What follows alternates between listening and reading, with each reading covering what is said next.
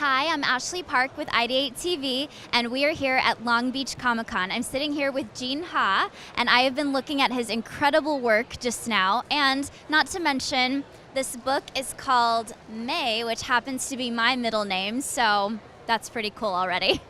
From doing the book, I've met a lot of really cool people named May, so you're the latest in a long string of incredibly cool people. He just said I was cool. That's pretty awesome. Well, geeky cool. Geeky cool, I like that even better. So Gene, tell me a little bit about how you got started with comic book illustrations. Oh man, I have two brothers I grew up with, and I was the one who got the least dates and played least sports, so I had the most time to develop my drawing skills. So there you go. Hey, I mean, I think that sounds amazing because I'm looking at your work and it's absolutely incredible, so. Thank you very much. Of course. Where do you draw inspiration from?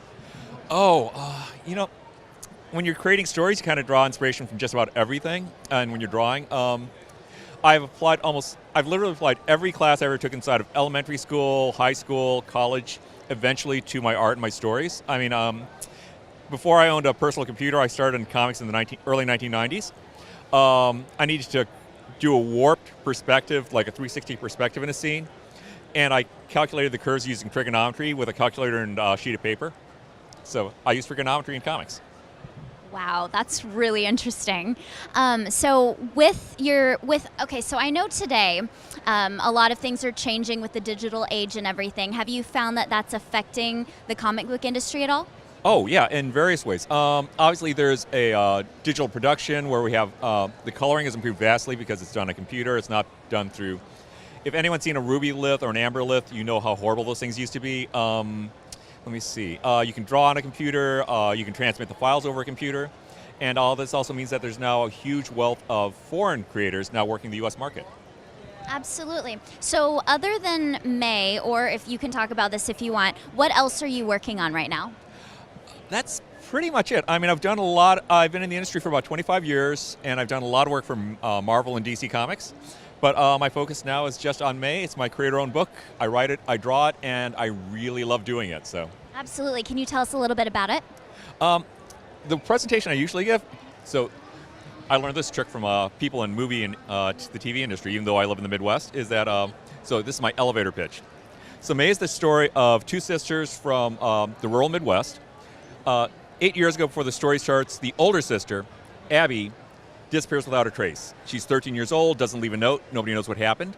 So all this time, the younger sister, May, has been worrying about where her sister went, helping with a family business, taking care of her aging dad. And a little bit after she gets out of high school, she gets a call from the sheriff's office saying they found her sister. And she's really drunk. So can May please pick her up? So she goes there, and her sister is wearing a crazy costume and has this tale about how she's been on another world, fighting against mad scientists and monsters, and leading a tribe of barbarian warrior cats into battle, which obviously is really, really hard to believe until some of the monsters follow her back. And that's how the younger sister gets drawn into the crazy, otherworldly adventures of her older sister, Abby. There you go. Awesome. Well, I just have to say the artwork is absolutely incredible. Where can people find your work? Any bookstore or comic shop, if they don't have in stock, they can just order it. And if you don't feel like supporting your local stores, then you can go on Amazon or barnesandnoble.com. Absolutely. And lastly, for young aspiring artists, what kind of advice might you have? Two tricks. Use big tools. You may notice that I'm doing a sketch right now, and I am using the biggest markers I can, because the worst thing that young art students learn inside of public schools and often, private schools, is to use the tiniest tool you can get, which is a pencil, a sharpened pencil, and they'll do a big drawing with a sharp pencil, and they get fussy. They learn to be fussy.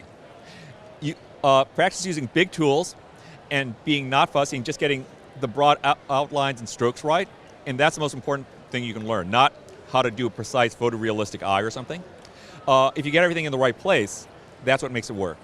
The other thing is, if you get a chance also to play with digital tools, use them as early as possible, because you'll probably be wanting to learn them later. And some people, I know a lot of professional artists now who just never adapt to digital tools, and they just can't. It's too late. That's really interesting. Can you turn me into a comic book character? Yes, I could. That would be awesome. Okay, thank you so much for your time. It's been a pleasure meeting you guys. You too.